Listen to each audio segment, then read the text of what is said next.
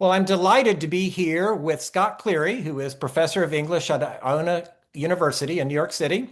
And he is a specialist in Thomas Paine, and I am not. So we share something in common in the sense that both of us are interested in the world of colonial America. We're both professors of English, but I specialize in Franklin. He specializes in Paine. So I'm really interested in hearing what he has to say about Thomas Paine, his relationship with Franklin, and the role that he played in the American Revolution. So Scott, let's get started here. I'd love to hear you talk a bit about your relationship with Paine. I understand you're working on his collected works, but you've also written a book about his poetry.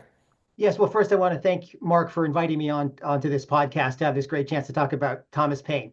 Um, in around 2010, the Thomas Paine Historical Association, which is in New Rochelle, New York, and Iona's in New Rochelle as well, donated their extensive archive to our library.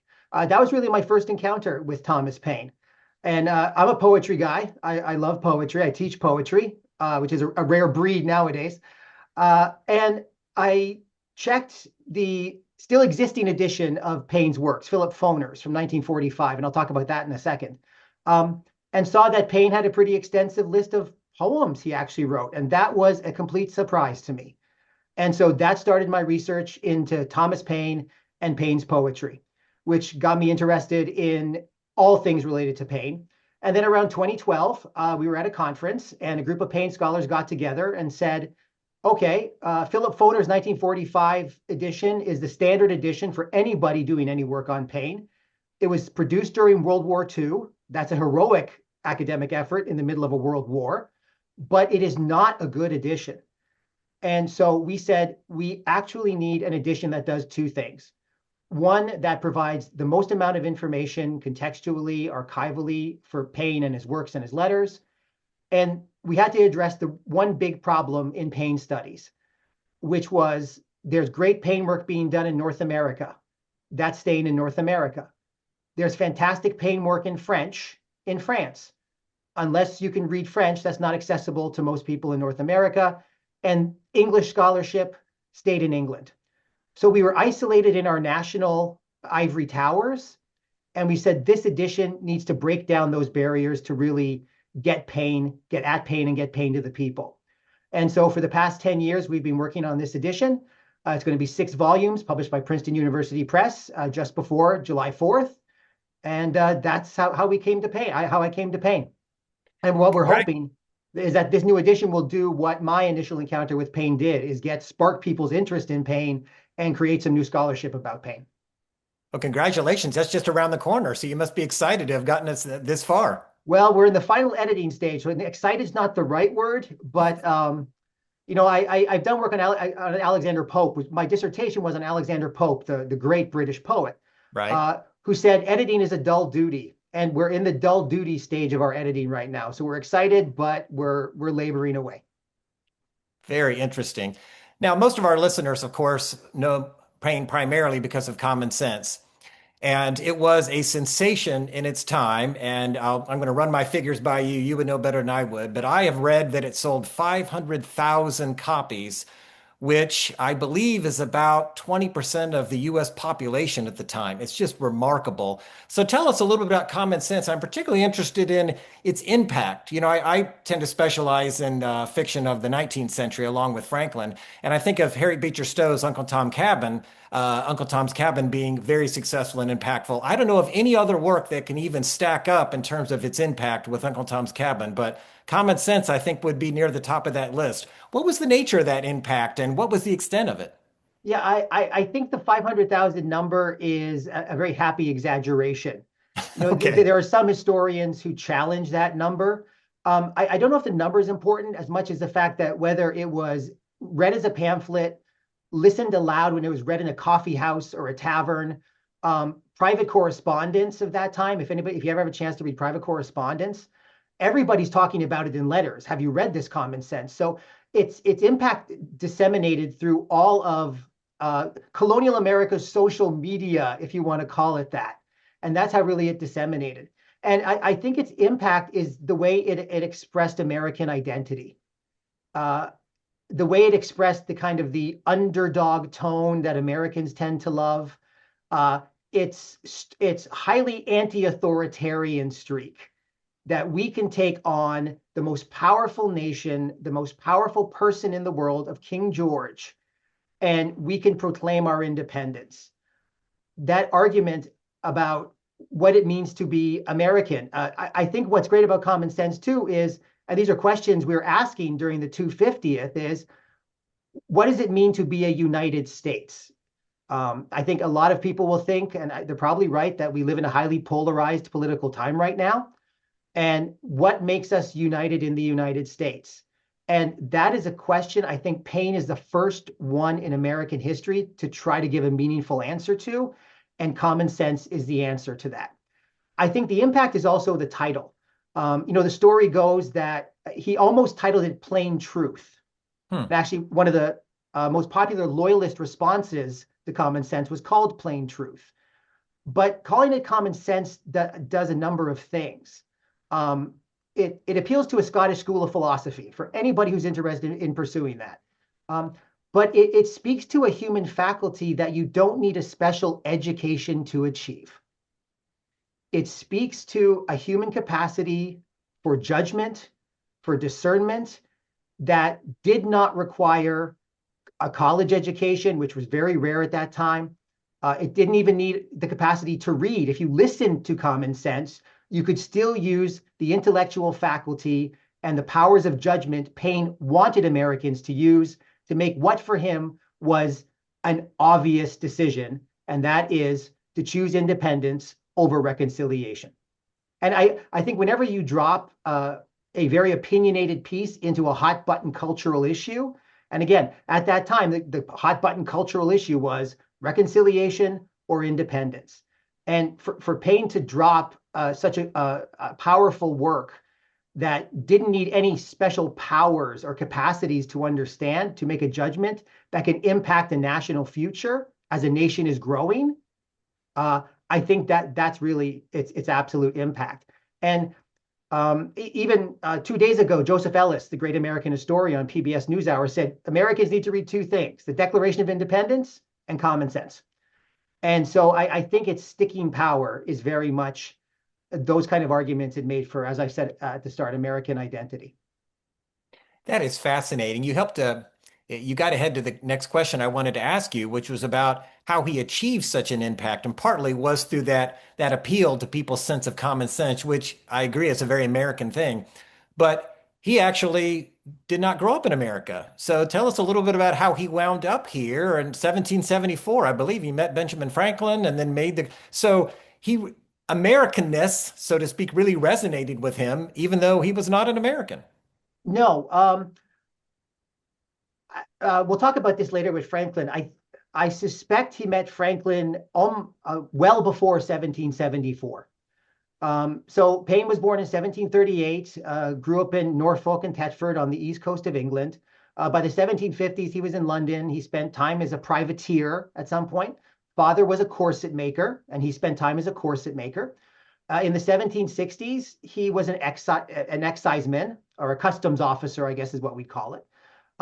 But our research in the edition showed that Paine was deeply involved in English politics in the 1760s. And English politics in the 1760s often revolved around colonial issues and about America and what America was doing and how America was trying to push back as a colony. So I think growing up in England, Paine was very familiar with American issues and very close to people who were writing about American issues. So in my opinion, his Americanness probably started about the mid 1760s.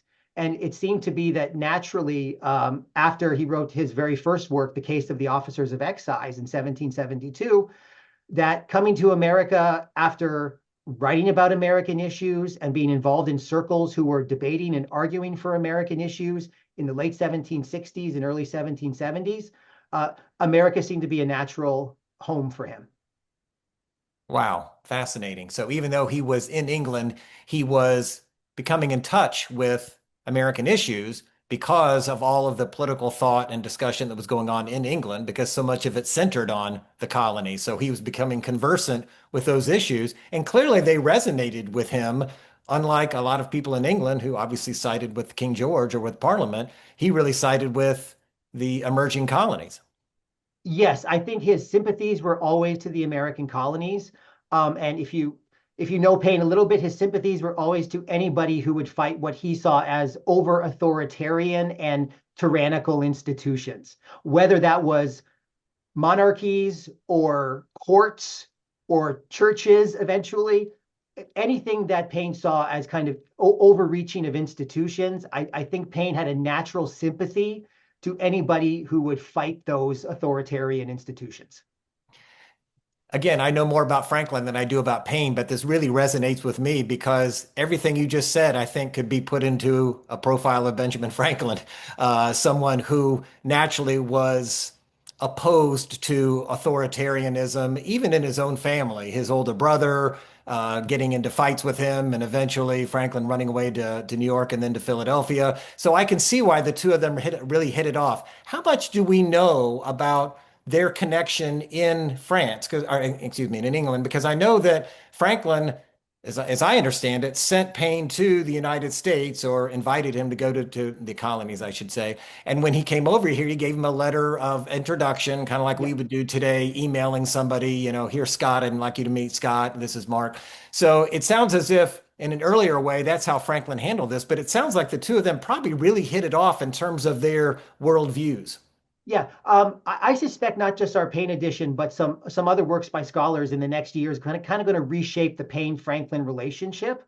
So here's kind of what we contend in the edition.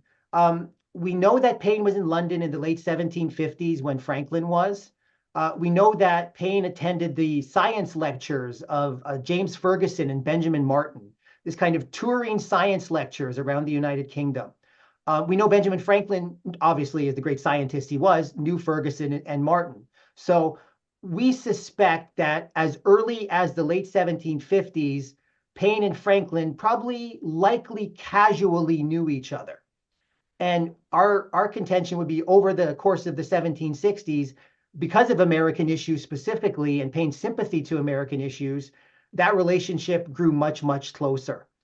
And the connection of Franklin to Paine is a man named George Lewis Scott, who unfortunately there's almost no information on. One of the great tragedies thus far, I think, of our study is that this seminal figure who was a tutor to King George II, who was a member of the Board of Excise or one of the politicians who ran the excise service in London or in England, um, is very familiar with Paine as an exciseman, is friends with Benjamin Franklin, and the story goes that Scott introduced Paine to Franklin. Um, I don't think Scott introduced Paine to Franklin. I think Scott, Paine, and Franklin knew each other quite well during the 1760s. And I don't think it was simply one introduction. Franklin writes a letter, famous Franklin writes a letter for Paine, and Paine goes over. That's too simple a story. So I think Paine and Franklin, not just the edition, I think some other scholarship coming out from other scholars this year will show that there was a much longer, deeper relationship. In 1790, after Franklin dies, Paine is writing to William Short and says, I knew Franklin for 30 years. Now you do the math, that's 1760. So his correspondence seems to point us in a direction of a much earlier, even casual knowledge between Paine and Franklin. There's a beautiful letter Paine wrote to Franklin in 1785 when Franklin returned from France. And for the next 3 years, Paine and Franklin talked bridges because Paine was a bridge builder. And after the war, during the 1780s, Paine built bridges. He wanted a bridge over the Schuylkill River in Philadelphia. He went to England and to build iron bridges. He wrote to Franklin in 1785 and said, I'm so glad you're back. If I ever live as long as you do, I hope I have as many accomplishments as you do. I hope in my time here, I haven't embarrassed you. I hope I've lived up to your conscience for the faith you showed in me. And he calls Franklin my patron and my introducer to America. So I think that's the relationship. I wouldn't call it a father-son relationship, but definitely a patron and a patronee is really one. And I think Paine had a deep, deep affection for Franklin as a man, as a thinker, as a politician, diplomat, and scientist. Interesting. So that gets us into Paine the man, and yet you really gave us a nice glimpse of his relationship with Franklin and a little glimpse of Paine the man. I understand from the interview that you did the other day for the National Constitution Center that Paine's reputation underwent something of a hatchet job. So what we think we know about Paine may not be the real Thomas Paine. So here's your chance to set the record straight. What do we need to know about Paine the man? Yeah, early American historians have done done wrong by Paine, I think, for a long time, unfortunately. There's really, I think what the edition will bring out, what I'm happiest is going to bring out, I think four kind of related things about Paine. One, the idea that he was a failure in England before he came to America is not true. We think when he was released from the excise, it's not because he didn't perform his duties. It's because he refused. Evidence is increasingly showing he refused to participate in a bribery scheme because customs officers were very highly likely to be bribed. Um, he was a he was writing and talking about American issues well before he came to America. So the failure narrative, I think, we're going to get rid of. He was not a failure, and I think common sense tells us no man comes to America and writes common sense without having written anything else before. I think that's one. The second is at the end of his life, because when Thomas Jefferson invites Thomas Paine back in 1802, and Paine finally finds a safe ship to cross the Atlantic to come back to America in 1802, the story is he died an alcoholic, irrelevant, angry, and alone. He was itinerant for sure, bouncing between New Rochelle, New York City, where he passed away, Bordentown, New Jersey. So very itinerant in his final years. But Paine came back and tried to revive the spark of the revolution.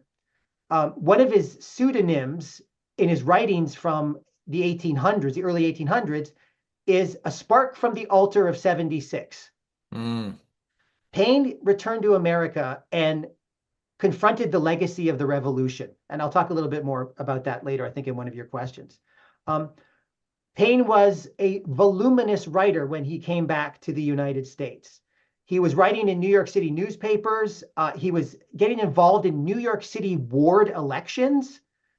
He's getting involved in the constitutional fights Connecticut is having over their constitution. He writes an essay on the yellow fever and how to stop the yellow fever. And so he's deeply involved in New York City politics. He's deeply involved in national federal politics. When he died, he left $15,000 to the Bonneville family. Now, I can't do the conversion, but $15,000 in 1809 is a fairly big sum of money. So the idea that he died irrelevant, poor, alcoholic is again part of that. And thank you for saying it, the 19th century kind of hatchet job. The third thing is Paine in the 1780s is a fascinating man. He's building bridges. He's acting as a scientist. In the early 1780s, 81, 82, he's defending the creation of the Bank of North America. Now, I dare say many people are not going to connect Paine to national banks, but he's an advocate for a national bank to ensure the financial security of the new nation. And to do that, he's writing articles with men like Robert Morris, who at the time was the richest man in America, one of the financiers of the American Revolution, and who disliked Paine and was politically on the opposite side of Paine for most of the revolution itself. So Paine is somebody who is willing to have principled compromise when there's an issue of national importance that needs strong voices in support of it. There's a great letter from Paine to Morris in 1782 when he says, "You and I have had our differences, but when two people can come together for the common good, it is a wonderful thing." And so I think that's really wonderful, that Paine is a principled compromiser when it comes to some of his political writings and his allies, his political allies. You see that in the French Revolution too, when Paine's participation in the French Revolution. And the last thing I would say is I worked a lot on the correspondence, volume 4, for the edition. Paine's letters are absolutely wonderful. Paine was married twice. He was married in 1759, and his wife Mary died in childbirth. I think that wounded him very, very deeply. He managed his relationship with women very carefully over the rest of his life because of that. He married again in 1768 to a woman from Lewes, Sussex. And the British have recently discovered his divorce papers from 1774 when he divorced his wife. It's probably one of the most progressive divorce documents you're ever going to read for an 18th century divorce, which typically gives all the rights to men and all the benefits to men. Paine gives most of that to his wife. So it's an incredible document about Paine as kind of this progressive thinker. But if you read Paine's letters, he kind of transferred those romantic feelings into sentimental feelings for the children of the people he wrote with. So his letters always asking about Benjamin Franklin's grandchildren, Mm. asking about Valentine Morris, who's Lewis Morris, is a New York politician, his son Valentine, the Nicholson family, very close relationship to the two eldest daughters of the Nicholson family, and some beautiful letters. So watching Paine act as the father he never became over the course of his correspondence really gives you an insight into Paine the man, right? He was far more sensitive than many of his detractors made him out to be. So speaking of those detractors, why do you think there was this inclination to do a hatchet job on Paine? Was that politically motivated? I think the primary reason is Age of Reason. You cannot discount. Paine publishes The Age of Reason in 1794. It is an absolute deconstruction and criticism of all institutional religions and the Bible as a sacred text. He did that just as the Second Great Awakening in the United States was occurring. And so you get Paine being seen as anti-religious at a point when America is recapturing a Christian religious identity. That completely colored the way people saw him in the 19th century. I don't think it had anything to do with his politics. I'll be quite honest, although perhaps it had something to do with his role in the French Revolution, but that's a misunderstanding of his role in the French Revolution. I think you can absolutely squarely put it on the publication of The Age of Reason. Although I do want to say, Paine writes to Thomas Jefferson in 1805, talking about his collected works. Paine is talking about, I want to collect my works. He says, 3 volumes, politics. I'll give footnotes. I'll give you the context of why I wrote them, when I wrote them. 2 volumes on theology. People don't have to buy it if they don't want to, because I know they may not want to. So he's aware enough that that impacted his reputation. So Paine's very self-aware as well. I'd say that. Oh, that's fascinating. He recognized how that might damage his reputation. And as you said, with the Second Great Awakening coming along, his timing was, I want to say his timing was terrible because he said what he said and believed what he believed. But in terms of his reputation, I can see where that might have been damaging to it. Now, Yeah. you've mentioned some of his letters and you've mentioned what he was picturing as his collected works. What would you recommend that people read if they want to get beyond common sense? I'm particularly interested in, like you, I'm a poetry lover, and I tend to read some of the later stuff, Whitman and Poe and Dickinson and so on. But Paine the poet, as well as Paine the theologian, Paine the writer of propaganda or activist writing, what do we want to put on our Paine rating list, Scott? I would start with agrarian justice. If anybody does the big 4 of Paine's work, it's Common Sense, Rights of Man, Age of Reason, and Agrarian Justice. I put agrarian justice at the top. As Americans, we constantly talk about Social Security solvency and worry about Social Security solvency.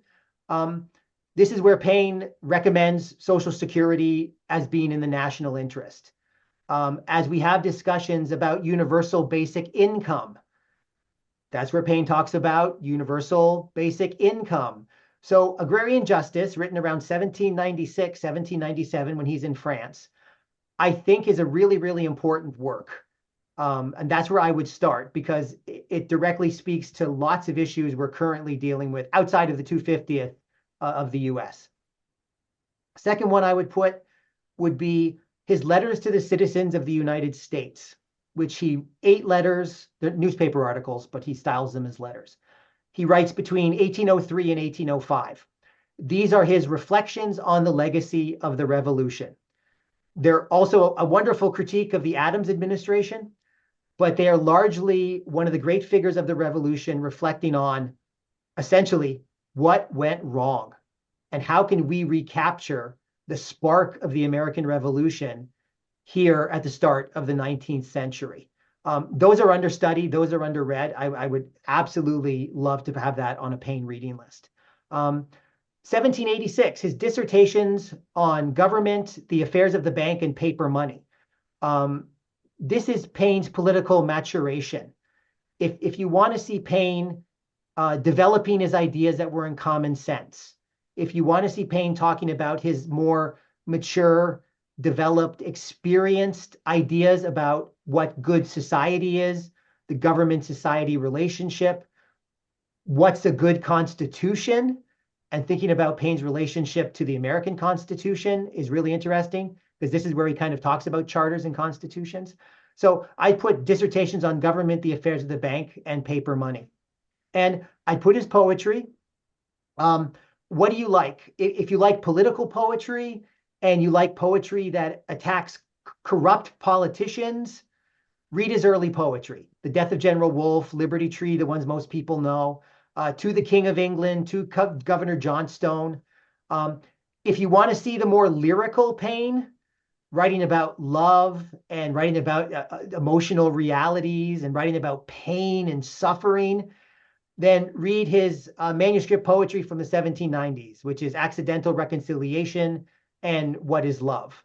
So, and that's the wonderful double-sidedness of Paine's poetry. He's not thematically or a genre consistent, which is really, for me as a teacher of poetry, one of the most fascinating things about Paine. And his Very letters. interesting. Yeah, I would definitely recommend perusing his letters because his correspondence gives insight to Paine the man and his more personal, private side. For those of us who love poetry, what would you compare his poetry to? You mentioned you're a scholar of Alexander Pope. Is it more like Pope? Is it like Philip Freneau? Is it more like Jonathan Swift? Where would you, just in terms of the style? Yeah, for his early political poetry, I would look to actually Charles Churchill. I don't know if many of your listeners would know Charles Churchill, who's kind of a mid 18th century British poet, um, very acerbic, very satirical, and Paine's early poetry is deeply influenced by Charles Churchill and Mark Akenside. So what we who teach 18th century British poetry call the either the post-Augustans or the pre-Romantics is really Paine's biggest influence. And I dare say, if you look at his lyrical poetry, it's again, it's the pre-Romantics. It's everybody who came before William Wordsworth and Samuel Taylor Coleridge and William Blake and all of those romantic poets. It's that mid 18th century poetry folk. Very interesting, ahead of his time. Well, as we wrap up here, what have we not said about Thomas Paine that you would want everybody to know? Um, I think I've said most of it. I think what you need to know is don't believe what you've read about Paine until you start to read what's going to come out in the next year. Primarily in our edition, I'm going to say that. But what other scholars are going to say. And as we celebrate America's 250th, and as we ask those seminal, important American questions, what does it mean to be the United States? What does it mean to be American? What are our successes? What were our failures? Um, I think Paine is someone who can provide a starting point to start talking about answers to all of those questions. So I think that's the great thing about Paine. Well, that's a great way for us to end because it gives us a sense of why all of this is still relevant to us today.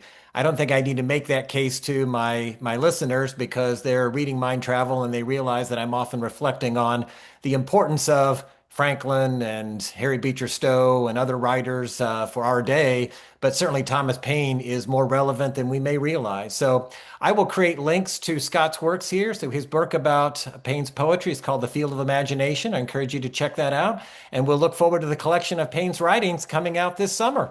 Thank you, Mark. I really appreciate it. Really enjoyed the conversation. Thanks, Scott. Thank you very much. Bye. Bye bye.